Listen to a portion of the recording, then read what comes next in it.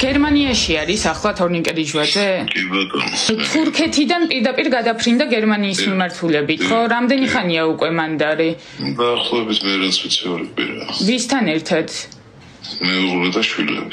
ივანიშვილთან დაახლოებული ალექსი ახვლედიანი, რომლის სახლში 7 ივლისს გამოძიების ვერსიით თორნიკე რიჟვაძემ სუიციდის სცადა.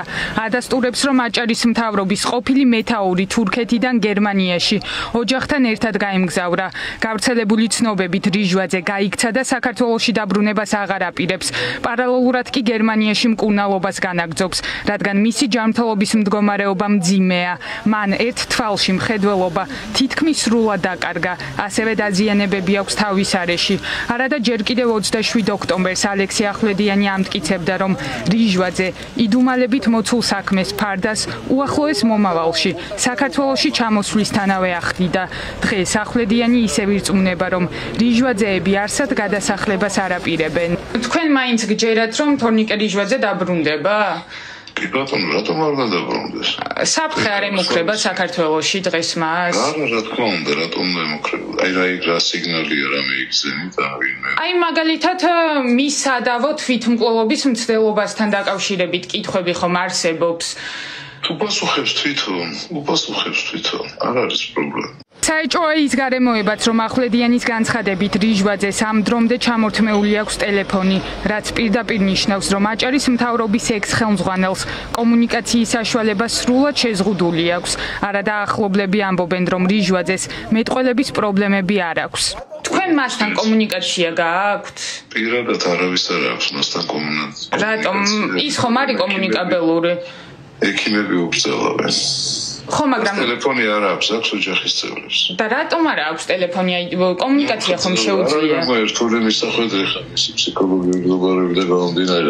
დღეს ფორმულასთვის ცნობილი გახდა ისიც, რომ ერთ-ერთი ვერსიით თორნიკე რიჟვაძეს ურთიერთობა თავდაპირველად ღარიბაშვილ ლილუაშვილ გომელაურთან დაეძაბა, რასაც მოჰყვა გარჩევები საგარეჯოში ალექსი ახვლედიანის სახლში, რა დროსაც რიჟვაძემ ჭრილობები გულმკერდის არეში მიიღო. საუბარია იმ პერიოდზე, როცა ღარიბაშვილი, ლილუაშვილი და გომელაური ჯერ კიდევ მოქმედი მაღალჩინოსნები იყვნენ. უფლებადამცველი თამაზ ბაკურიძე აჭარიდან გვიყვება, რომ ყოფილი მაღალჩინოსნები რიჟვაძეს კონკრეტულ კორუფციულ საქმეებში თანამშრომლობას აიძულებდნენ, თუმცა რიჟვაძემ გარიგებაზე უარი განაცხადა. ეს ინფორმაცია კი პირადად ივანიშვილთან მიიტანა.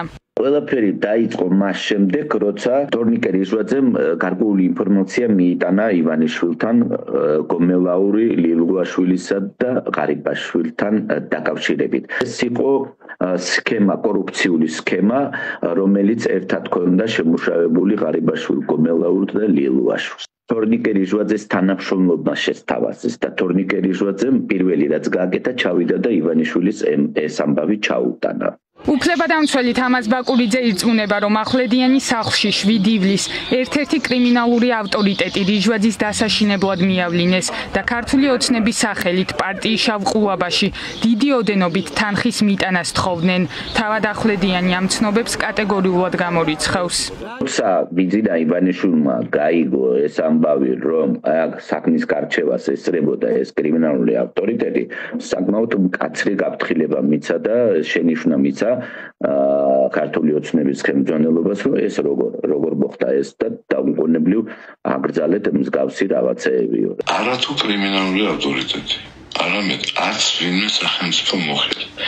ან რაიმე სახის ავტორიტეტი, ვინც ჩამოგითვალეთ, არ ყოფილა საგარეჯოში. ქართული ოცნების რიგითი დეპუტატები ამტკიცებენ, რომ რიჟვაძეს არ აქვს საფუძველი რომელიმე სხვა ქვეყანას პოლიტიკური თავშესაფარი მოსთხოვოს. გამორიცხავენ იმასაც, რომ აჭარის მთავრობის ყოფილ ხელმძღვანელს და ღარიბაშვილის ერთ დროს უახლოეს კადრს რაიმე კომპრომატი ჰქონდეს მოქმედ ხელისუფლებაზე.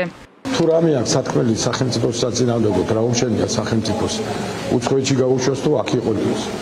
ვინაიდან თავისუფლად გაუშვა ის უცხოეთში და პირიქით არაფერ ხებს, იქ შეუძლია ეს განცხადება გააკეთოს თუ რამე აქვს სათქმელი. ადამიანებს საქართველოსთან გაქცევის და თავშესაფრის მოთხოვნის ერთადერთი მიზეზი შეიძლება გქონდეთ. ეს არის დანაშაული. ასეთი დანაშაული, ჩემი ინფორმაციით, თორნიკეს არ ჩაუდენია. აქედან გამომდინარე, მე ვფიქრობ, არა აქ საფუძველი მოითხოვს ადმე თავშესაფრს. რა ეტაპზეა გამოძიება უცნობია. საგამოძიებო ორგანოები თორნიკე რიჟვაძის ირგვლივ განვითარებულ მოვლენებზე დუმან. ერთადერთი ოფიციალური განცხადება, რაც გავრცელდა, საგარეჯოში მომხდარ ინციდენტს უკავშირდებოდა, როცა გამოძიების ვერსიით თორნიკე რიჟვაძემ ალექსი ახვლედიანის იარაღით მისივე სახლში თვითმკვლელობა სცადა. ცოტა ხნით ადრე კი ასევე გამოძიების ვერსიით წერილი დაწერა, სადაც მადლობა ბიძინა ივანიშვილს გადაუხადა. მაშინ საქმე ალექსი ახვლედიანის წინააღმდეგაც დაიწყო იარაღის დაუდევრობით შენახვისთვის, თუმცა ოლიგარქის შუამავლად მიჩნეული ახვლედიანი გირაოს სანაცვლოდ გაათავისუფლეს.